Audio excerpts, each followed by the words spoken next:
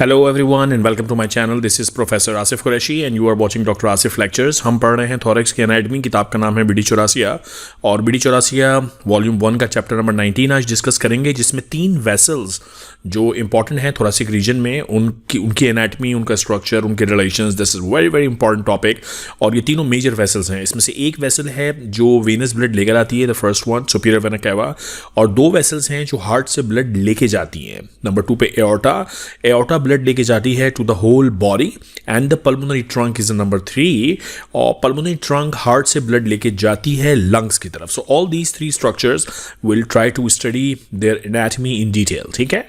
Superior vena cava brings deoxygenated blood from the head and neck region of the body, upper limbs and thorax to the heart. Aorta and pulmonary trunk are the only 2 exit channels. So that's an important point कि आपके heart से 2 exit channels है। अच्छा, अब ये थोड़ा सा एक जनरल कॉन्सेप्ट समझ लेते हैं। देखें, हार्ट का स्ट्रक्चर ये है कि वी हैव एट्रिया, ऊपर की तरफ ये एट्रिया है। अगर एक लाइन बीच में ड्रॉ कर दें, this is the right side of the heart and this is the left side of the heart, तो ये ऊपर एट्रिया मौजूद हैं, right atrium and left atrium, और नीचे वेंट्रिकल मौजूद हैं, right ventricle and left ventricle. ठीक है। अच्छा, पूरी बॉडी का जितना भी डीऑक्सीजनेटेड ब्लड है, यानी वो ब्लड जो आपकी बॉडी ने जिसमें से ऑक्सीजन सारी यूज़ कर ली, और अब जो डीऑक्सीजनेटेड ब्लड है अपर पार्ट ऑफ द बॉडी से आता है into the right atrium via superior vena cava, और सुपीरियर वेना कैवा है जो हम अभी डिस्कस कर रहे हैं, और lower part of the body से यही ब्लड आता है via the inferior vena cava, जो इस चैप्टर का पार्ट नहीं है। But anyway, superior vena cava is the one which brings blood into the heart, और हार्ट के कौन से चैम्बर में? राइट एट्रियम में। Superior vena cava takes the blood to the right atrium from the upper half of the body. ठीक है। अच्छा, अब जो वेंट्रिकल्स हैं, राइट वेंट्रिकल से भी एक एग्जिट है जो ब्लड लेके कहीं जाता है। अच्छा, राइट वेंट्रिकल में ब्लड होगा कैसा? डीऑक्सीजनेटेड, क्योंकि राइट एट्रियम में सारा ब्लड आया है सुपीरियर वेना कैवा और इंफीरियर वेना कैवा से डीऑक्सीजनेटेड, तो यही डीऑक्सीजनेटेड ब्लड राइट एट्रियम से राइट वेंट्रिकल में आ जाता है, और राइट वेंट्रिकल इसको पुश करता है टुवर्ड्स द लंग्स। क्यों? ताकि ये डीऑक्सीजनेटेड ब्लड लंग्स में जाके ऑक्सीजन एक्वायर करे और ऑक्सीजनेटेड हो जाए।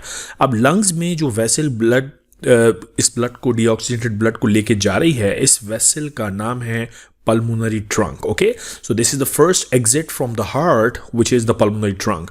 अच्छा, फिर ये लंग्स के अंदर क्या कहानी होती है? ऑक्सीजन ऐड हो जाता है, ब्लड ऑक्सीजनेटेड हो जाता है, और ये प्योर होकर वापस आता है in the left atrium. Left atrium से ये आएगा लेफ्ट वेंट्रिकल में। अब एक एग्जिट होगा लेफ्ट वेंट्रिकल से। लेफ्ट वेंट्रिकल से जो एग्जिट होगा ये जाएगा टू द होल बॉडी, और टू द होल बॉडी का मतलब ये है कि ये ऑक्सीजनेटेड ब्लड डिस्ट्रीब्यूट हो जाएगा into your whole body basically, ताकि पूरी बॉडी ऑक्सीजन यूज कर सके। और ये जो एग्जिट होता है, this exit is via aorta. So there are 2 exits from heart. One is aorta which takes out pure blood from the left ventricle and distributes it to the whole body, और दूसरा जो exit है वो है via the pulmonary trunk, and that exit is from the right ventricle and it goes to the lungs. तो ये basic mechanism आपको समझ में आना चाहिए। Again, if this is the heart of a person और हम इसको डिवाइड कर देते हैं राइट और लेफ्ट हाफ में, तो राइट एट्रियम में सारा अपर पार्ट ऑफ द बॉडी से इम्प्योर ब्लड या डीऑक्सीजनेटेड ब्लड आएगा वाया सुपीरियर वेना कैवा, ये आएगा राइट वेंट्रिकल में। राइट वेंट्रिकल से ये चला जाएगा लंग्स में, और लंग्स में जाएगा वाया पल्मोनरी ट्रंक। लंग्स में ऑक्सीजनेट होकर वापस आएगा, वापस आके लेफ्ट एट्रियम से लेफ्ट वेंट्रिकल में आएगा, और लेफ्ट वेंट्रिकल से ये निकल जाएगा इनटू दी एओर्टा, और एओर्टा इसको पूरी बॉडी में डिस्ट्रीब्यूट कर देगी। सो ये basic mechanism, aorta pure blood को लेके पूरी बॉडी में, पल्मोनरी ट्रंक आपके राइट वेंट्रिकल से डीऑक्सीजनेटेड ब्लड को लेके लंग्स में, और सुपीरियर वेना कैवा पूरी अपर पार्ट ऑफ द बॉडी से डीऑक्सीजनेटेड ब्लड को लेके राइट एट्रियम में। सो अब अगर आप इस पैराग्राफ को दोबारा पढ़ेंगे, it will make sense to you. Superior vena cava brings deoxygenated blood from the head and neck, upper limbs and thorax to the heart, और हार्ट के कौन से चैम्बर में? पर्टिकुलरली राइट एट्रियम में। Okay. Aorta and pulmonary trunk are only 2 exit channels from the heart. Aorta कहाँ से निकलता है? फ्रॉम द लेफ्ट वेंट्रिकल, और पल्मोनरी ट्रंक कहाँ से निकलता है? From the right ventricle. These are the only 2 exits from the heart. Okay, that's an important point. Now they are 2 intimately related, यानी लेफ्ट वेंट्रिकल से निकलने वाला एओर्टा और राइट वेंट्रिकल से निकलने वाला pulmonary trunk are very very closely related to each other. ये भी डायग्राम्स में हम देखेंगे। Okay, right. मैंने आपसे बताया कि इस चैप्टर में we are going to discuss 3 major blood vessels. आइए स्टार्ट करते हैं पहली ब्लड वेसल जिसका नाम है superior vena cava. So the first one of the 3, superior vena cava is a large venous channel which collects blood from the upper part of the body and it drains into the right atrium. ये मैंने आपको already समझा दिया कि heart के right atrium में आता है. इट इज़ अच्छा सुपीरियर वेना केवा किन चीज़ों से मिलके बनता है is an important thing. It is form by the union of two brachiocephalic veins. Right side की ब्रेकियोसेफेलिक और लेफ्ट साइड की ब्रेकियोसेफेलिक मिलके. अच्छा ब्रेकियोसेफेलिक को रेयरली ये नाम भी दिया जाता है innominate, but innominate is not very heavily use terminology. So brachiocephalic is used in test, in exams और हर जगह यही वर्ड यूज़ होता है. तो आपको ब्रेकियोसेफेलिक का वर्ड याद रखना है, ठीक है. सो राइट साइड की और लेफ्ट साइड की ब्रेकियोसेफेलिक मिलके बनाते हैं सुपीरियर वेना केवा. किस पॉइंट पर? Behind the lower border of the first right costal cartilage. Behind the first right costal cartilage close to the sternum. So that's the location where अभी diagram में दिखाता हूं थोड़ी देर में. Each brachiocephalic vein itself is formed behind the corresponding sternoclavicular joint by the union of internal jugular and subclavian. Now is the time to look at the diagram. So look at this diagram for example. This is clavicle. ये clavicle है, ये sternum की body है, ये मेनिब्रम sterna है. सो ये sternoclavicular joint है, यानी स्टर्नम, ये स्टर्नम और ये क्लाविकल यहाँ इस पॉइंट पे जॉइंट बना रहा है. इसी तरह यहाँ पे ये स्टर्नोक्लेविकुलर जॉइंट है. सो स्टर्नोक्लेविकुलर जॉइंट के पीछे posterior to the sternoclavicular joint what happens कि ऊपर से एक वेन आ रही है इंटरनल जुगुलर. ये राइट साइड की हम बात कर रहे हैं और ये लेफ्ट साइड है. सो ये राइट साइड की इंटरनल जुगुलर और एक वेन आ रही है सबक्लेवियन, ये राइट सबक्लेवियन. तो ये दोनों वेन्स, ये वाली वेन और ये वाली वेन मिलके बनाते हैं brachiocephalic vein. So these two veins, one from upward, ये वाली जिसका नाम है internal jugular, one from this one जो अपर लिम से आ रही है इसका नाम है सबक्लेवियन. सो सबक्लेवियन और इंटरनल जुगुलर मिलकर जो वेन बना रहे हैं that vein is known as brachiocephalic vein. So ये बन गई राइट साइड की ब्रेकियोसेफेलिक वेन यहाँ पर, ठीक है, which is now behind the first costal cartilage basically. अब लेफ्ट साइड पे भी बिल्कुल इसी तरह से है. ये लेफ्ट साइड की इंटरनल जुगुलर है, ये लेफ्ट साइड की सबक्लेवियन है, ये मिलके बनाएंगे लेफ्ट साइड की ब्रेकियोसेफेलिक. अब राइट साइड की ब्रेकियोसेफेलिक स्ट्रेट है, नीचे जा रही है, लेकिन लेफ्ट साइड की जो ब्रेकियोसेफेलिक है वो अक्रॉस आ रही है और राइट साइड पे. लेकिन अल्टीमेटली हो ये रहा है कि जो ब्रेकियोसेफेलिक है राइट साइड की और लेफ्ट साइड की मिलकर एक बड़ी वेसल बनाते हैं. इस बड़ी वेसल का नाम है सुपीरियर वेना केवा. सो ये इसका जो फॉर्मेशन है सुपीरियर वेना केवा का, this is the superior vena cava. इसका formation is very very important. It is formed by the union of brachiocephalic from the left side and brachiocephalic from the right side, ठीक है. और खुद ब्रेकियोसेफेलिक्स किस चीज से मिलकर बनती हैं? इंटरनल जुगुलर और सबक्लेवियन. ये एक इंपॉर्टेंट कॉन्सेप्ट है, ट्रिब्यूटरीज पता होना जरूरी है. Okay right.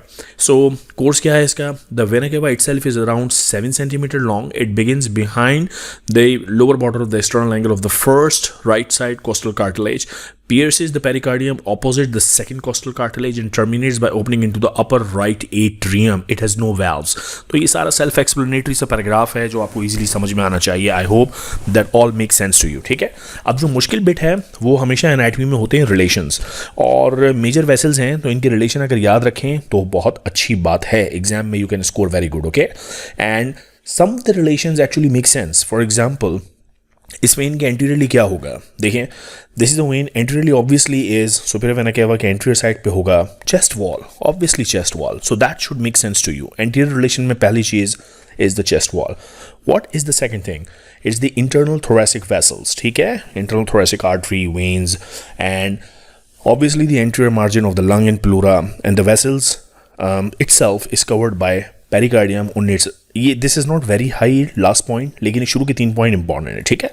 पोस्टीरियर रिलेशंस में क्या है? Trachea and right vagus, root of the right lung, posterior lower part के नीचे. मीडियल साइड पे क्या है? Ascending aorta and brachiocephalic artery. Lateral side पे फ्रैनिक एंड प्लूरा. सो ये थोड़ा मुश्किल होता है हमेशा रिलेशंस याद रखना, but try to remember them. अगर आप याद रख सकते हैं at least some of them which make sense, यानी एंटीरियर साइड पे कम से कम 1-2 चीज़ें पता हों जो बड़ी ऑब्वियस सी हैं. पोस्टीरियर साइड पे 1-2 चीज़ें पता हो कि ट्रैकिया, यानी if you tell the examiner के एंटीरियर साइड पे सुपीरियर वेना केवा के ट्रैकिया होती है, सो दैट्स अ ब्लंडर. तो ऐसा ब्लंडर आपने नहीं करना है बेसिकली, ठीक है. एंटीरियर साइड पे चेस्ट वॉल है तो कम से कम ये कॉमन सेंस की बात है, ये आपको पता होनी चाहिए. नाउ ट्रिब्यूटरीज, कौन कौन सी वेन्स सुपीरियर वेना केवा में ड्रेन करती हैं? ऑब्वियसली ये तो मैंने आपको बता दिया कि सुपीरियर वेना केवा किस किस चीज़ से मिलकर बनती है. It is made up of the brachiocephalics, और ब्रेकियोसेफेलिक्स किस चीज़ से मिलकर बनती हैं? From the internal jugular is subclavian. तो ये ऑटोमेटिकली उसकी ट्रिब्यूटरीज हैं, ठीक है. अब और कौन सी वेन है जो सुपीरियर वेना केवा में डायरेक्टली या इनडायरेक्टली ड्रेन करती है? Azygos vein is the one which you must remember. Okay, so azygos arches over the root of the right lung and opens into the superior vena cava. It directly opens into the superior vena cava. So this is important. At the level of the second costal cartilage, ये second costal cartilage बहुत important landmark है. यहाँ पे बहुत सारे important anatomical stuff are happening basically. Okay, this is the external angle of Louis. यहाँ पे trachea divide हो रही है, यहाँ पे what not, बहुत 7-8 चीज़ें हैं जो मैंने आपको ऑलरेडी बताई पिछली वीडियो में. ठीक है, नाउ बहुत सारी small mediastinal branches and pericardial veins also directly drain into this superior vena केवा. Okay, so again superior vena केवा अराउंड 7 सेंटीमीटर लॉन्ग. इसके एंटीरियरली थोरेसिक वॉल है, पोस्टीरियरली ट्रैकिया है, मीडियली और लेटरली क्या क्या स्ट्रक्चर्स हैं वो आपको पता होने चाहिए और इसकी ट्रिब्यूटरीज पता होनी चाहिए. So if you look at this diagram now for example, another clean view, this is the superior vena केवा. इस सुपीरियर वेना केवा की फॉर्मेशन हो रही है from the left brachiocephalic and right brachiocephalic. और ब्रैकियोसेफेलिक किस चीज से बन रहे हैं? Internal jugular and subclavian. ठीक है, और ये आप देख रहे हैं राइट साइड पे एजाइगस वेन डायरेक्टली ड्रेन कर रही है superior vena cava. So directly drains into superior vena cava. Right, so tributaries की कहानी हो गई. Something important about the clinical anatomy. अच्छा, क्लिनिकल एनाटमी में superior vena cava की obstruction is a common clinical scenario, happens because of so many reasons जो हम discuss करेंगे जब हम पैथोलॉजी और सर्जरी पढ़ रहे होंगे superior vena cava की. So whenever superior vena cava is obstructed, उसकी कोलेटरल सर्कुलेशन स्टार्ट हो जाती है. यानी अगर फॉर एग्जांपल यहाँ पे किसी वजह से there is obstruction of superior vena cava, so upper part of the body का जो ब्लड आ रहा है अब वो यहाँ तो हो गया ब्लॉक, तो वो ऑल्टरनेट रास्ते लेगा और फिर एजाइगस के थ्रू एंटर होगा. ठीक है, so that will be the collateral circulation. और अगर ये ब्लॉक हो गया below the level of the azygos तो फिर ये दूसरे कोलेटरल सर्कुलेशन लेगा. And that you can actually tell कि कौन सी वेन्स बॉडी की डायलेटेड हैं. उससे ये अंदाज़ा होता है कि सुपीरियर वेना केवा की जो ऑब्स्ट्रक्शन है वो सुपीरियर टू यानी अबव द एजाइगस एंट्री है या बिलो द एजाइगस एंट्री है. सो इसको याद रखने का आसान तरीका ये है कि if superior vena cava is obstructed above the level of the azagus vein, above the level, यानी this is the level of the azagus vein, अगर यहाँ पे obstruction हो रही है superior vena cava की, then the upper half of the body is, जो blood है वो, it is returned through the azagus vein and the superficial veins are dilated. So if you look at this diagram, figure 19.3, so it kinds of tell you what happens in superior vena caval obstruction above the opening of azagus vein and what happens if superior vena cava is obstructed below the opening of azagus vein. ठीक है, now blood from the upper limb is returned through the communicating veins joining the veins around the scapula with the intercostal veins, the later of which drains into the azagus. अब मसला ये है कि that should actually make sense to you. Actually गलत diagram मैंने clear कर दी. This one, okay.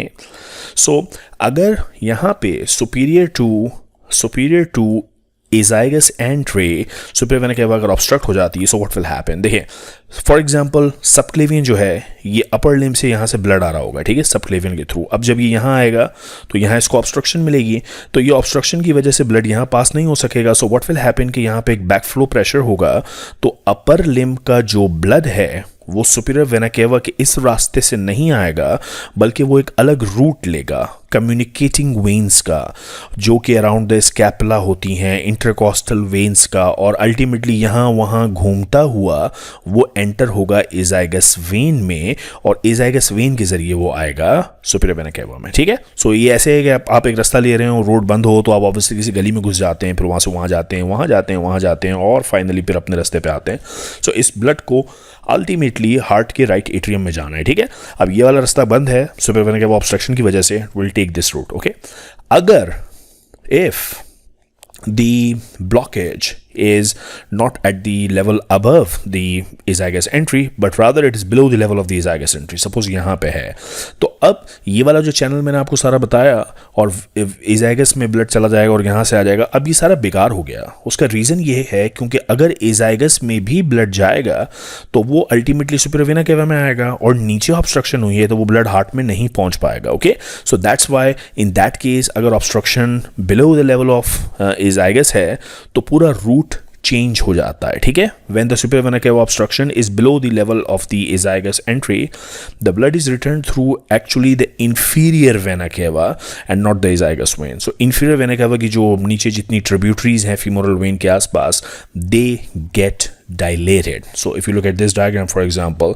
this picture, so there are lower extremity vein dilatation, which means extra blood यहाँ से गुजर रहा है, which means superior vena cava की जो obstruction है वो एजाइगस के लेवल से नीचे है.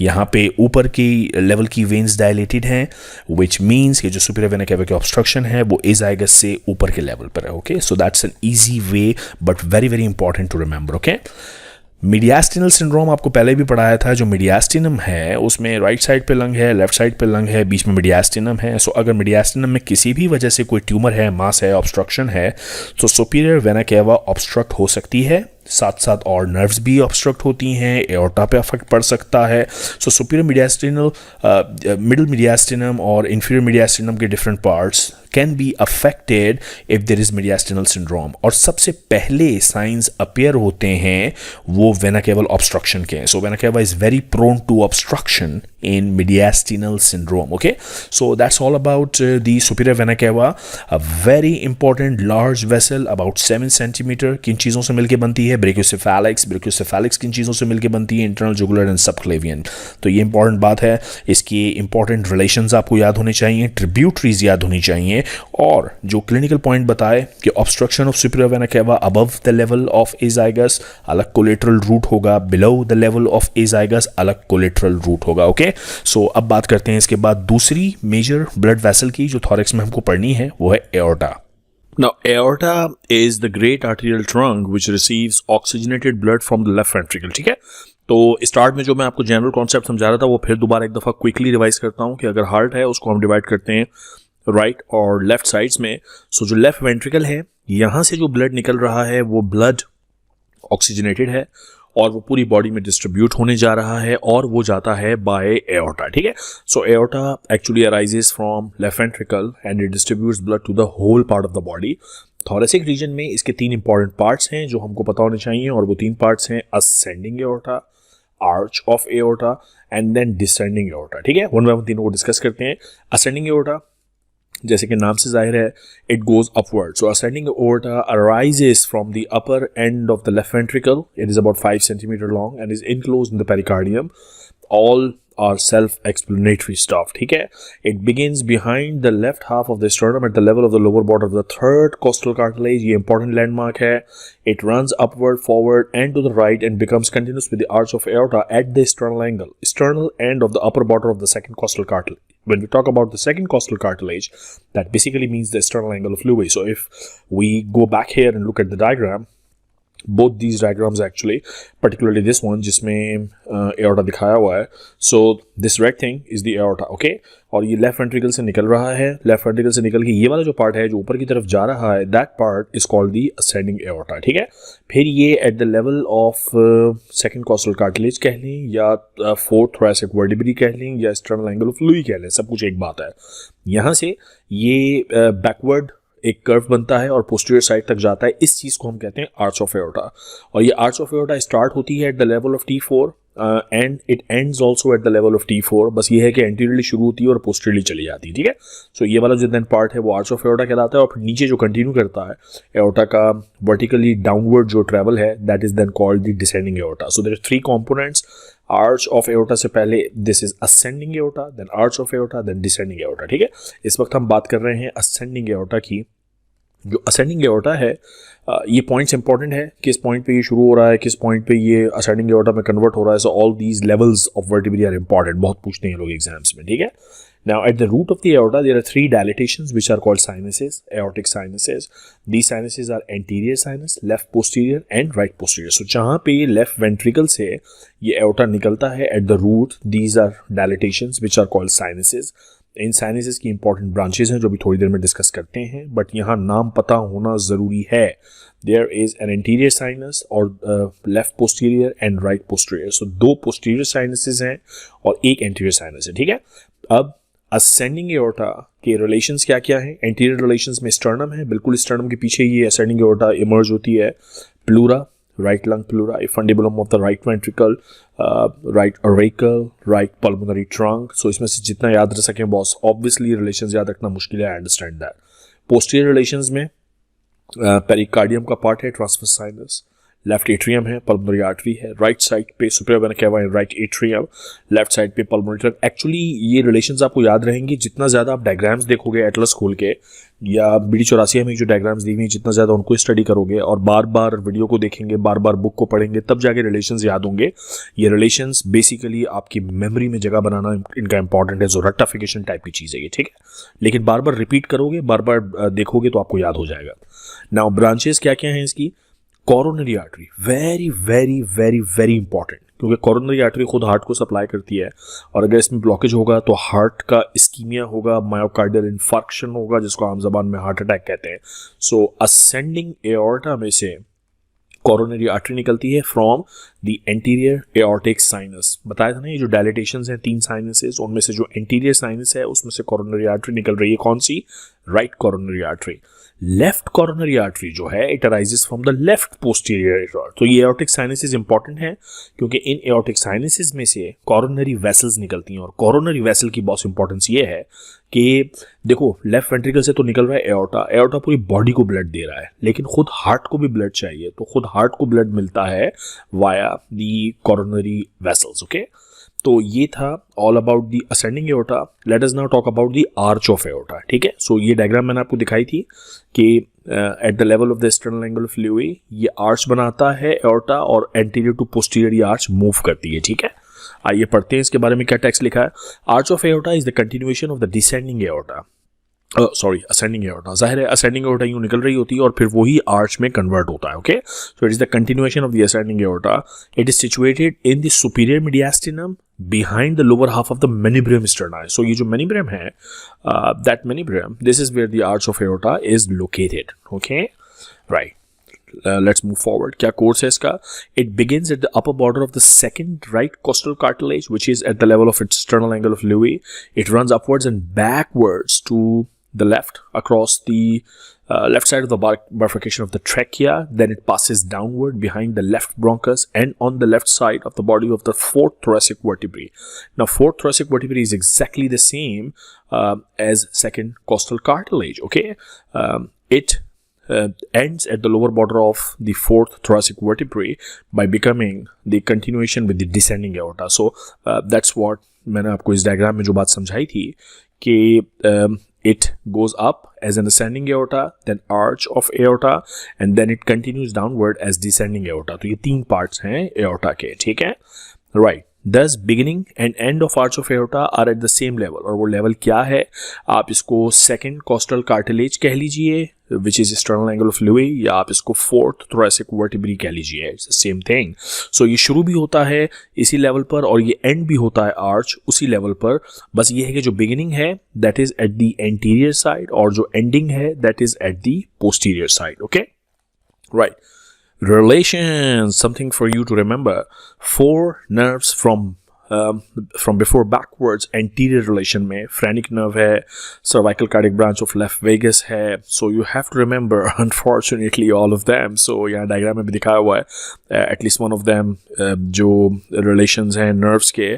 एंड मुझे पता है यार स्टूडेंट्स काफ़ी परेशान होते हैं कि सर रिलेशंस कैसे याद करें। बॉस वाहिद मेरे पास जो आप लोगों के लिए हिंट है वो ये कि बार बार टेक्स्ट को पढ़ो, मेरी वीडियो को देखो और एटलस सामने रखो या इन डायग्राम्स को बार बार देखो, ठीक है, तभी रिलेशंस याद होंगे। अच्छा, सारे रिलेशंस हर वक्त याद करना इतना ज़रूरी भी नहीं है। जो आपके पोस्ट ग्रेजुएशन प्रोफेशनल एग्जाम्स होते हैं जैसे MRCP है, USMLE है, उसमें इस पर इतना ज़्यादा फोकस होता भी नहीं है unless it's a very important relation, ठीक है। ओके, एंटीरियरली और रिलेशंस क्या हैं? Left superior intercostal vein, left pleura, remains of the thymus, posterior relation, superior inferior. I leave this for you to read and then look at the diagram. Branches क्या हैं arch of aorta की? Brachiocephalic artery which divides into right common carotid and right subclavian, और left side पे left common carotid और left subclavian अलग अलग निकलते हैं। ये जरा will spend a minute looking at the diagram. So if you look at this diagram, let me clean this a little bit, थोड़ा सा साफ कर लेता हूँ। Okay, so this is the arch of aorta और राइट साइड पे एक common trunk निकलता है। इस कॉमन ट्रंक को, ये लाल वाला, इस कॉमन ट्रंक को हम बोलते हैं ब्रेकियोसेफेलिक आर्टरी, और ये ब्रेकियोसेफेलिक आर्टरी फिर 2 में डिवाइड हो जाती है, सबक्लेवियन और कॉमन कैरोटिड। और ये लेफ्ट साइड पर जो सिलसिला है, लेफ्ट साइड पर कॉमन ट्रंक नहीं है, देखें ये अलग वेसल निकल रही है और लेफ्ट सबक्लेवियन अलग वेसल निकल रही है। सो ये इंपॉर्टेंट बात है जो आपको याद रखनी है कि टोटल अगर मैं आपसे कहूँ तो 3 वेसल्स निकल रही हैं असेंडिंग एओर्टा के बाद। जो हम इस वक्त आर्च ऑफ एओर्टा पढ़ रहे हैं उसमें से 3 वेसल्स निकल रही हैं। राइट साइड पे एक कॉमन ट्रंक निकलता है ब्रेकियोसेफेलिक, जो कॉमन कैरोटिड और राइट सबक्लेवियन में डिवाइड होता है।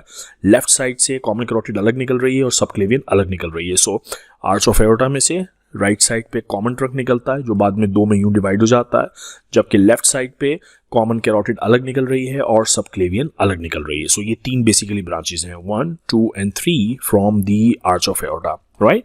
अब जो डिसेंडिंग एओर्टा है, it is the continuation of the arch of aorta, ये बात हम कर चुके हैं। It lies in the posterior mediastinum, पीछे ट्रेवल करता है alongside esophagus.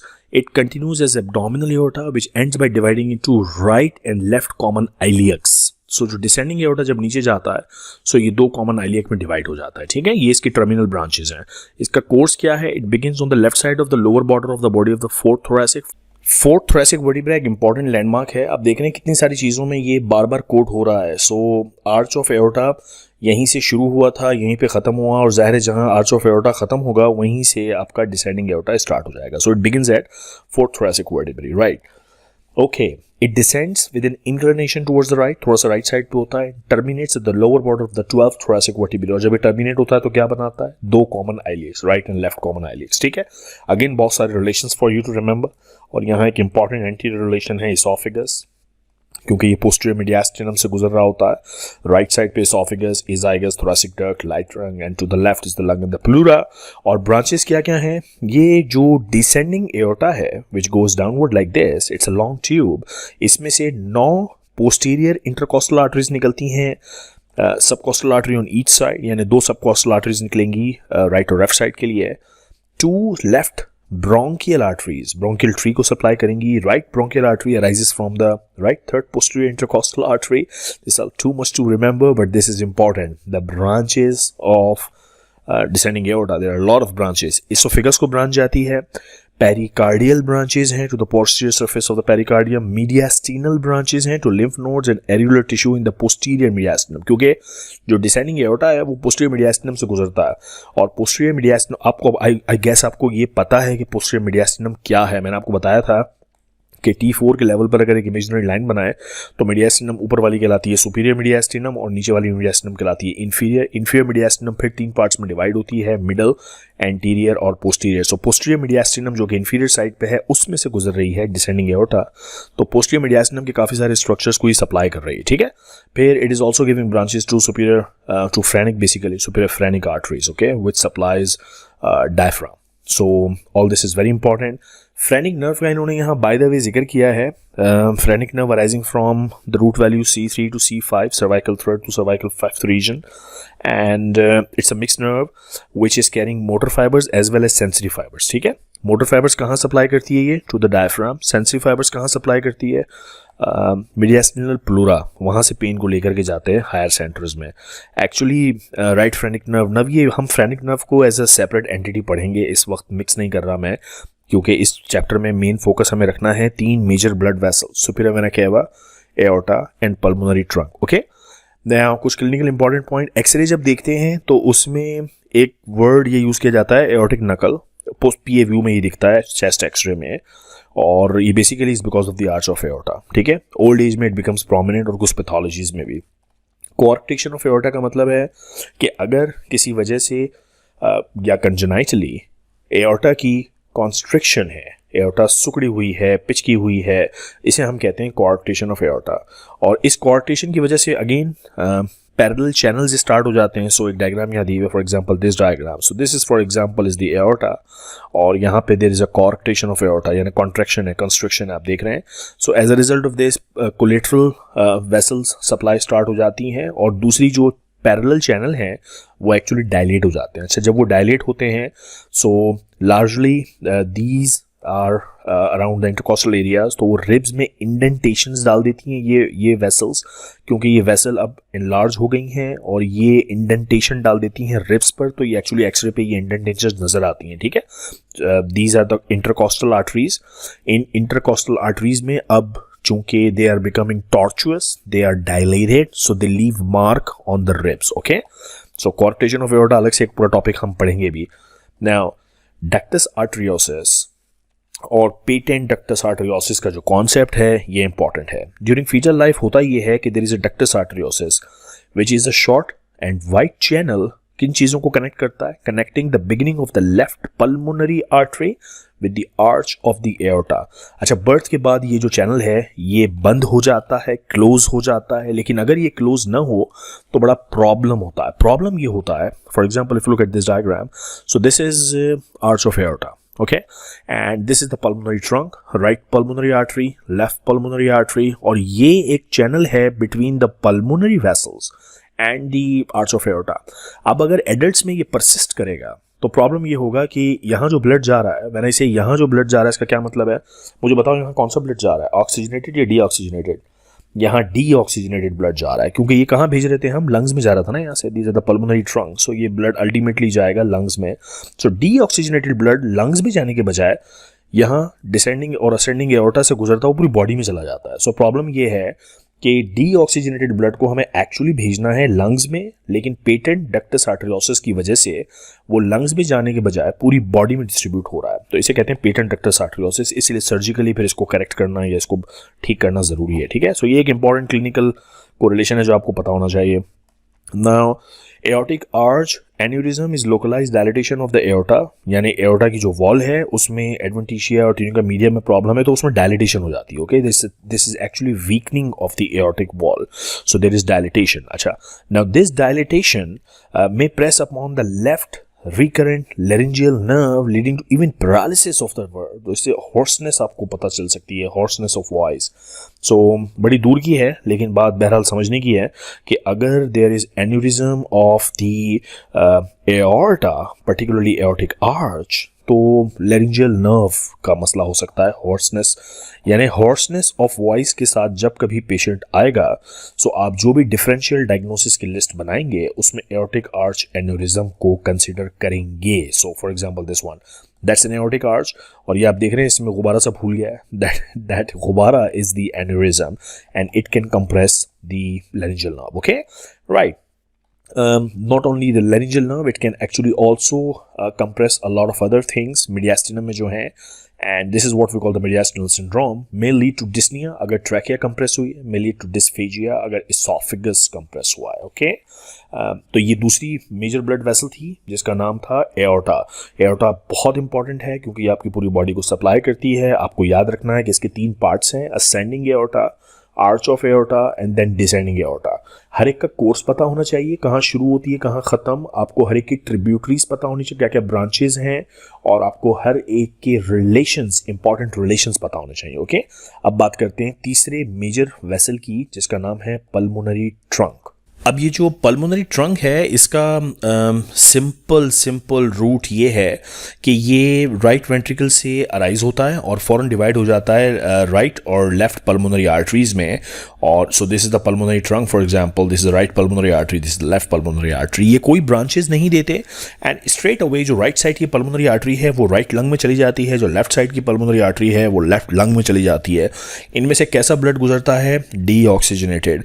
ये लंग में क्यों जा रही हैं? ताकि ब्लड को वहां पहुंचाएं और ऑक्सीजनेट करवाएं. So that's their job basically. Okay, so इनकी थॉरैक्स में कोई और ब्रांच नहीं है, ये किसी और को सप्लाई नहीं करती. स्ट्रेट इनका काम सिंपल है कि इन्होंने राइट वेंट्रिकल से डीऑक्सीजनेटेड ब्लड उठाना है और ले जाकर के फेंक देना है लंग्स में. Okay, that's what they do and this is their job. They carry deoxygenated blood from the right ventricle and they leave it to the lungs में पहुंचा देते हैं. So the white pulmonary trunk starts from the summit of the infundibulum of the right ventricle से निकलता है.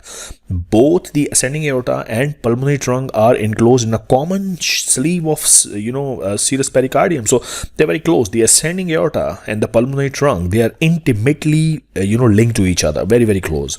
Now pulmonary trunk carrying the deoxygenated blood, ये important बात है, बार बार बता रहा हूँ.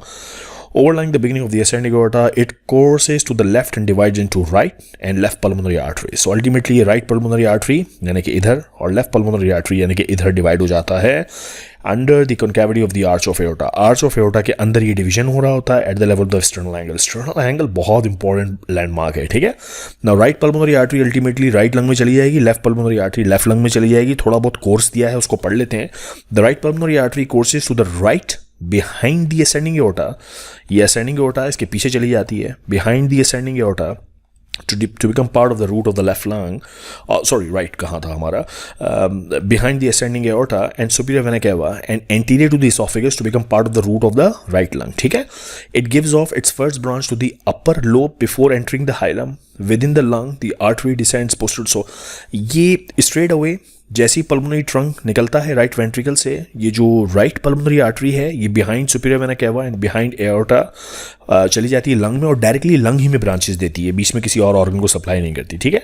नाउ लेफ्ट पल्मोनरी आर्टरी जो है it passes to the left side पे डिसेंडिंग एओर्टा के एंटीरियरली. सो डिसेंडिंग एओर्टा के एंटीरियरली ये जा रहा है, आर्च ऑफ एओर्टा का राइट साइड पे पोस्टीरियरली, लेकिन लेफ्ट साइड पे anterior to the descending aorta यानी डिसेंडिंग एओर्टा इसके पीछे से गुजरती है.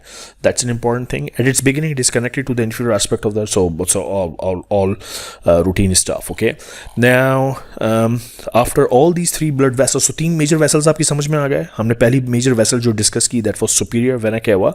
It brings blood from the upper part of the body. Then we talked about aorta. It takes blood to the whole body. इसके तीन parts हैं, ascending aorta, arch of aorta and descending aorta. And then we discussed about the pulmonary trunk which divides into right and left pulmonary arteries, and its job is to take deoxygenated blood from the right ventricle and take it to the lungs so that it gets oxygenated. Okay, तीनों important blood vessels, major big blood vessels. Now एक topic इन्होंने यहाँ पे side पे पता नहीं क्यों लिख दिया है बीडी चौरासिया ने, that is the development of the arteries. भाई मैं ये इस वक्त इसलिए नहीं करा रहा क्योंकि डेवलपमेंट का सारा हम पढ़ेंगे जब हम लैंगमैन की एम्ब्रियोलॉजी डिस्कस कर रहे होंगे, तो यहाँ आधी अधूरी बात बना के मैं कंफ्यूज नहीं करना चाहता, ठीक है. So will leave it for now. हम ना development of superior vena cava पढ़ रहे हैं, ना हम डेवलपमेंट ऑफ आर्टरीज पढ़ रहे हैं, बाद में पढ़ेंगे जब लैंगमैन पढ़ेंगे. एक क्लिनिकल सिनेरियो ये अच्छा है, मुझे पसंद है, इसलिए इसको मैं सॉल्व करवाता हूँ. There is a teenage girl coming to you with complain of breathlessness, ठीक है. फिजिशियन ने जब उसकी ऑस्कल्टेशन की फिजिकल एग्जामिनेशन के वक्त, so the physician heard a machine like murmur. अच्छा, machine like murmur is pathognomonic of patent ductus arteriosus. ये आपको बात पता होनी चाहिए, ठीक है. सो जैसे ही कभी जिंदगी में आप मशीन लाइक मर्मर का वर्ड सुने, आपके दिमाग में क्लिक करना चाहिए कि there is a patent ductus arteriosus, ठीक है. और ये ऑस्कल्टेट कर रहा है सेकंड इंटरकॉस्टल स्पेस में, एग्जैक्टली वही लोकेशन है जहां पे डक्टस आर्टरियोसिस का मर्मर सुना जाता है, close to the sternal margin. There was continuous thrill on the same side as well on getting radiographs of the chest and angiocardiography. A diagnosis of patent ductus इन्होंने बता भी दिया आपको कि there is a diagnosis of patent ductus arteriosus. Now what is the machine like murmur, how can the shunting of the blood be prevented, and describe briefly the function of the ductus आर्टरियोसिस during the prenatal life. पहले तो आपको ये diagram दोबारा दिमाग में लानी है कि पेटेंट डक्टस आर्टरियोसिस है क्या बॉस. देखो, पहले भी आपको बताया था कि पेटेंट डक्टस आर्टरियोसिस जो है वो बेसिकली पल्मोनरी आर्टरीज और आर्च ऑफ एओर्टा के दरमियान एक कनेक्शन है जो कि एडल्ट लाइफ में नहीं होना चाहिए, लेकिन अगर ये एडल्ट लाइफ में परसिस्ट करता है तो प्रॉब्लम है, क्योंकि यहाँ से डीऑक्सीजनेटेड ब्लड को लंग्स भेजना था, अब वो लंग्स जाने के बजाय इसमें घुस जाएगा और इसमें जाके आर्च ऑफ एओर्टा से डिसेंडिंग एओर्टा में और फिर पूरी बॉडी में चला जाएगा. आप पूरी बॉडी में डीऑक्सीजनेटेड ब्लड क्यों भेजना चाहोगे? नहीं भेजना चाहते, इसीलिए ये अच्छी चीज़ नहीं है.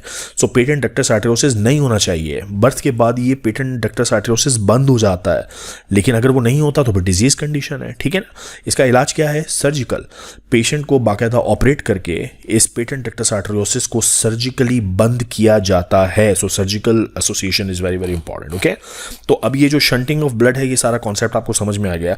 अच्छा, यही चीज़ फीटल लाइफ में आपकी हेल्प की है. उसका रीज़न ये है कि फीटल लाइफ में एक्चुअली आप ये ब्लड लंग्स में नहीं भेजना चाहते. अब सवाल ये उठता है कि फीटल लाइफ में ये ब्लड लंग्स में क्यों नहीं भेजना चाहते? बॉस इसलिए क्योंकि लंग्स डेवलप्ड ही नहीं है. लंग्स जब डेवलप्ड ही नहीं है और वहाँ ऑक्सीजनेशन का प्रोसेस हो ही नहीं रहा, तो लंग्स जब रेस्पिरेशन कर ही नहीं रहे तो वहाँ ब्लड भेज के क्या करना है? तो आपकी बॉडी ने सिस्टम ऐसा रखा होता है कि फीटल लाइफ में इसमें लंग्स में ब्लड नहीं जाता, ये समझो बंद होती है और यहाँ से सारा ब्लड निकल के चला जाता है इस पेटेंट डक्टस आर्टरियोसिस के जरिए आपके एओर्टा में. सो लंग्स को बाईपास कर देते हैं। लेकिन जब पैदा हो गए तो फिर तो लंग्स ने काम शुरू कर दिया ना यार, तो फिर ये जो है सिस्टम ख़त्म होना चाहिए, और हो भी जाता है ज़्यादातर लोगों में, लेकिन अगर ये सर्वाइव करेगा तो फिर मसला है। सो वही चीज़ आपकी बॉडी में अगर बर्थ से पहले है तो काम की है, लेकिन अगर बर्थ के बाद परसिस्ट करती है तो प्रॉब्लम देगी, और रीज़न आपको पता होना चाहिए, ठीक है। मेडिसिन में जहाँ जहाँ रीजंस और एक्सप्लेनेशंस हैं वो क्लियरली पता होने चाहिए। सो दोबारा आप देखते हैं ये 3 questions, what is the machine like murmur, how can the shunting be prevented, and describe briefly the function of the. सो इसको डिस्क्रिप्शन को रीड करो, अब ये समझ में आएगा आपके, क्योंकि मैंने आपको सारा ये एक्सप्लेन कर दिया है। Now ductus arteriosus is a patent channel during the fetal life for conducting blood from the left pulmonary artery और आर्च ऑफ एओर्टा, ठीक है। Now ductus carries blood from the right ventricle to the descending thoracic aorta. So ventricle, right ventricle से उठा के lungs में भेजने के बजाय aorta में भेज देता है. This is necessary during the fetal period as lungs are not functioning, यानी lungs काम ही नहीं कर रहा है.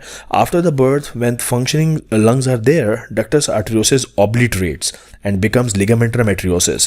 If this does not take place, then there is a backflow of blood from aorta into the pulmonary artery giving the machine. So ये machine like murmur है, शप शप शप ये जो मशीन आवाज़ आएगी, because ये जो पेटेंट ductus arteriosus है, यहाँ से across जो blood का flow होगा, that will be very turbulent, causing the machine like murmur, okay?